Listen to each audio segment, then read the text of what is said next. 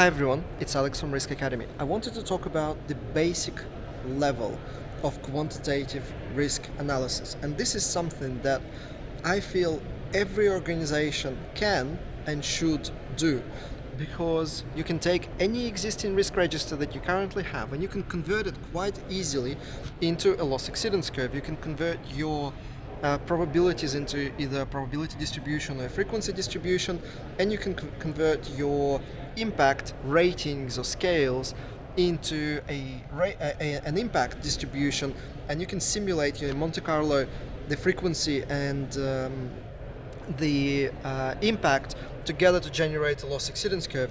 You do need to account for correlation, because if some risks happen together, then your overall risk exposure could be dramatically different if you just add them, add all risks independently.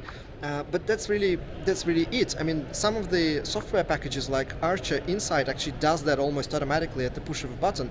You can take any risk register and convert it into a stochastic or quantitative risk profile that looks like a loss exceedance curve, and then you can prioritize risks based on their VAR or their expected losses, and you can use a tornado diagram to do that. So I think that's this immediate next step that we should take as a professional community.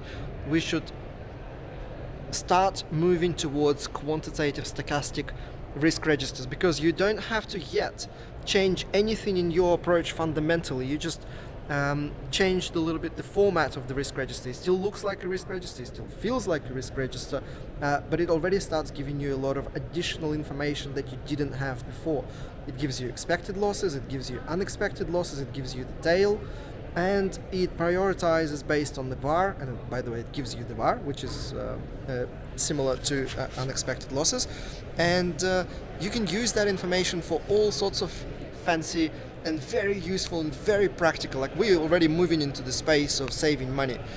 We saved on insurance millions of dollars by quantifying our risk profile using the basic approach, not even going into a lot of complex modeling.